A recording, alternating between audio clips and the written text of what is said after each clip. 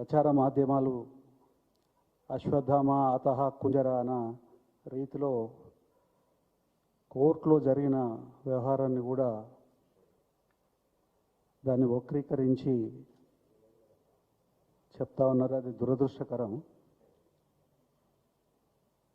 కేటీఆర్ గారి అపీల్ ఏదైతే ఉందో స్పెషల్ లీవ్ పిటిషన్ సుప్రీంకోర్టులో 7వ తారీఖు నాడు ఇక్కడ జనవరి 7వ తారీఖు నాడు ఇక్కడ హైకోర్టు క్వాష్ ప్రొసీడింగ్ ఏదైతే దాన్ని డిస్మిస్ చేసిన సందర్భంగా 7th రోజే దాని మీద అపీల్కి పోవడం జరిగింది. తర్వాత 7th తర్వాత 9th కేటీఆర్ గారిని ఏసీబీ విచారణకి పిలవడం జరిగింది.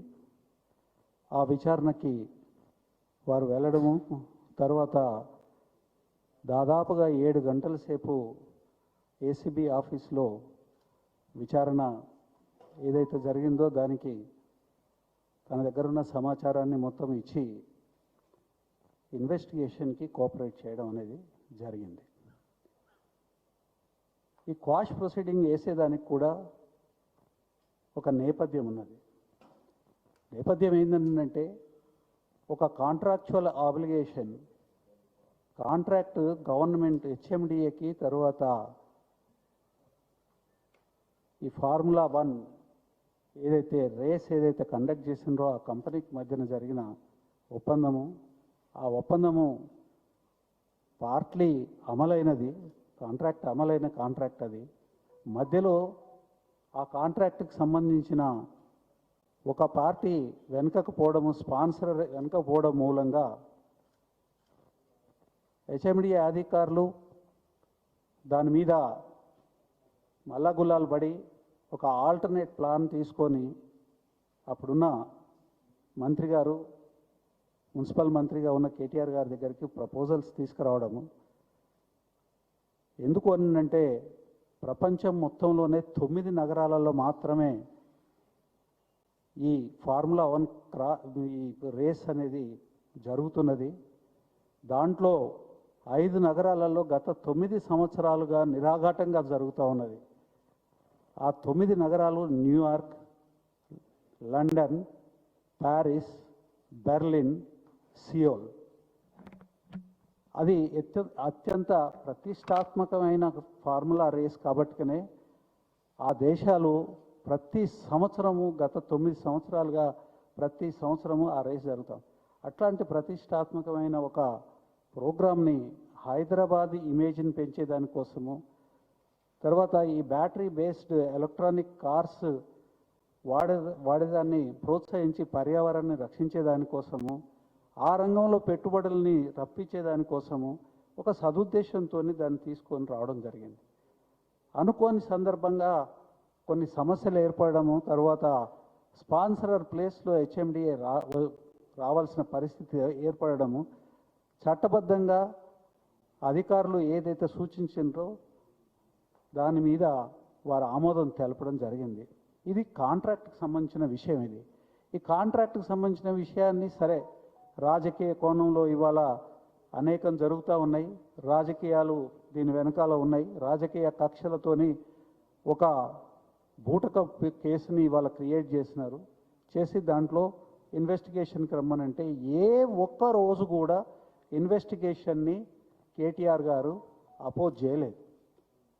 ఎప్పుడైనా సరే చట్టబద్ధంగా ఒక అక్యూజ్డ్కి ఏ అయితే హక్కులు ఉంటాయో ఆ హక్కుల పరిధిలో వాళ్ళకి ఇవ్వాల్సిన అవకాశాలు ఇవ్వాలని కోరారు తప్ప ఎప్పుడు కూడా దేన్ని కూడా వ్యతిరేకించలేదు.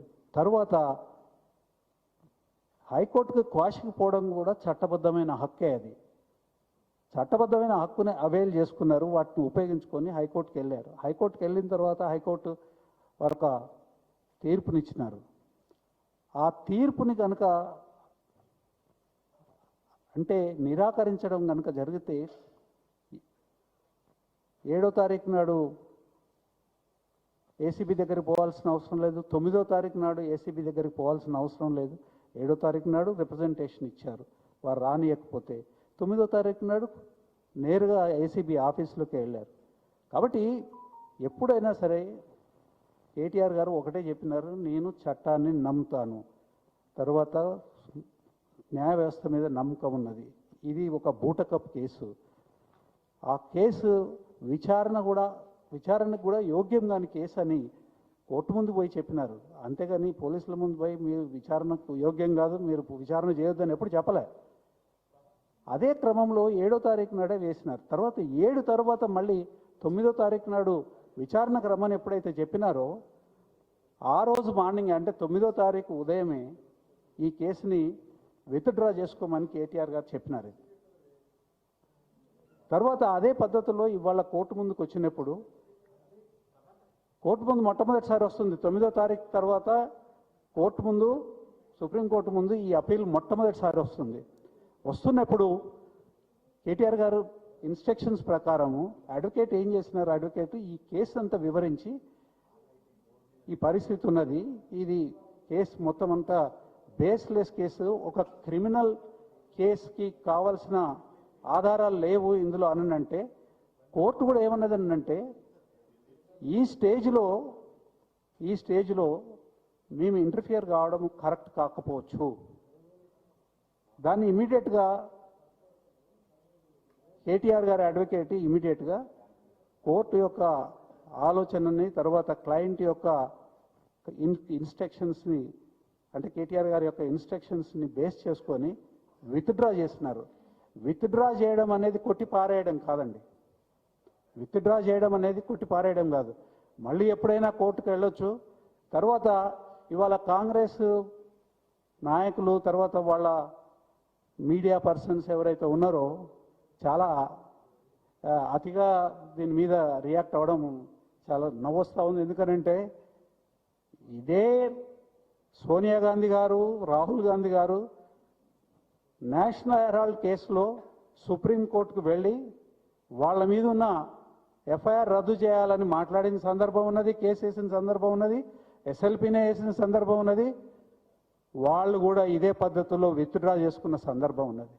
ఇప్పుడు వాళ్ళు చేస్తేనేమో కొట్టేనట్టు, కేటీఆర్ గారు కేసు అయితేనేమో కొట్టేసినట్టు, తర్వాత అర్ధసత్యాలతోని అబద్ధాలతోని అర్ధసత్యాలతోని ప్రజల్ని పక్కదారి పట్టించే కార్యక్రమం చేయడము ఇది నిందనీయము. తర్వాత చాలా చాలా ప్రిప్లెక్సింగ్గా ఉన్నది. ఇది ఈ రకమైన ఆలోచనలు, ఈ రకమైన ఆరోపణలు, ఈ రకంగా ఈ ప్రజలకున్న ఏకైక ప్లాట్ఫామ్ అండి.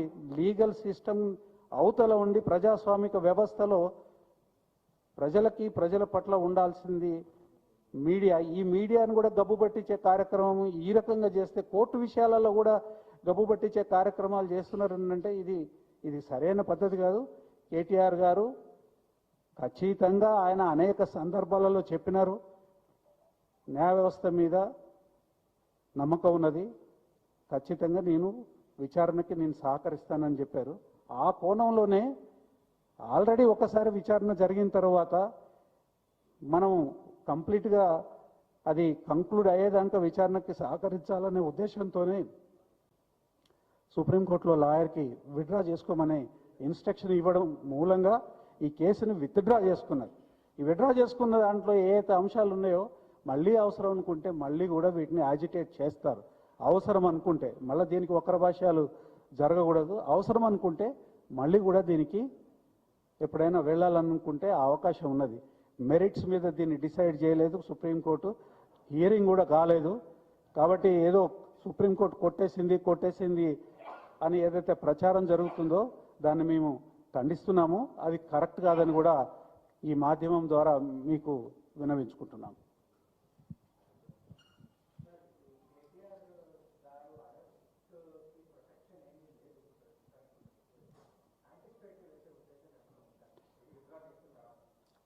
ఒక నిర్ణయం జరిగితే మీకు ఖచ్చితంగా ఇన్ఫార్మ్ చేస్తాం. ఉద్దేశం కాదు కానీ అవకాశం అయితే ఉన్నది. ఉద్దేశం ఎప్పుడైతుంది, వారు నిర్ణయం తీసుకుంటే యాంటిసిపేటరీ బెయిల్ తీసుకోవాలనే నిర్ణయం వారు తీసుకుంటే అప్పుడు ఉద్దేశం. కాబట్టి ఇప్పటికైతే నాకు తెలిసి యాంటిసిపేటరీ బెయిల్ అప్లికేషన్ వాటి గురించి ఆలోచన ఏం లేదు. ఒకవేళ ఏదైనా ఉంటే మీకు తెలియకుండా ఉండదు. ఇది కోర్టు అండి, ఇది కోర్టులో వేసేది ఖచ్చితంగా మీకు అందరికి తెలుస్తుంది. దాంట్లో ఏ రకంగా దాచుకునేది కూడా ఏం లేదు. తర్వాత అది legally available facility for all accused, ఎవరికైనా అది లీగల్గా అవైలబుల్గా ఉన్నది. దాంట్లో ఒకవేళ యాంటిసిపేటరీ బెయిల్ వేసినా కానీ తప్పుపట్టాల్సిన అవసరం లేదు. చట్టం కలిగించిన ఫెసిలిటీని దాని మీద వక్ర భాషలు ఎందుకండి, అవసరమే లేదు. Anything more? Thank you.